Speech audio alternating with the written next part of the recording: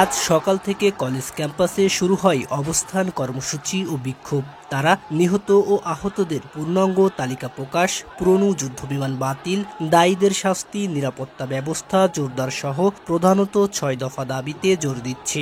উত্তরার milestone school and কলেজে বিমান বিধ্বস্তে নিহত হয়েছে ৩১ জন। দুর্ঘটনার পর থেকে শিক্ষার্থীদের ক্ষোভ আত্মপ্রকাশ করেছে। আজ দুপুরে শিক্ষা ও আইন উপদেষ্টা ক্যাম্পাসে যান, কিন্তু শিক্ষার্থীদের বিক্ষোভে তারা অবরুদ্ধ হন। পরে সন্ধ্যায় পুলিশ তাদের উদ্ধার করে।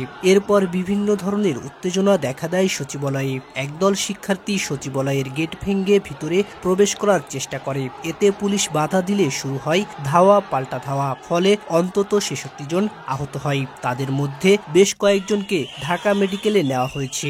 এছাড়া শিক্ষার্থীদের অন্যতম দাবি ছিল শিক্ষা সচিব সিদ্দিক জুবায়েরের অব্যাহতি। আজ বিকেলে প্রশাসন এই দাবি মেনে নিয়ে তাকে পদ থেকে প্রত্যাহার করে। সরকার জানিয়েছে শিক্ষার্থীদের ৬ দফা দাবি যৌক্তিক এবং তার বাস্তবায়নের জন্য একটি তদন্ত কমিটি করা হচ্ছে। অবশ্যই তাদের প্রকৃত অবস্থা জানানো হবে। কতজন শহীদ হয়েছেন, কতজন আহত হয়েছেন অবশ্যই জানানো হবে। আমরা মেনে নিয়েছি।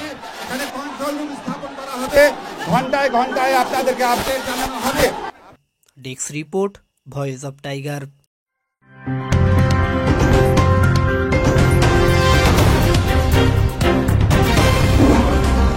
Voice of Tiger.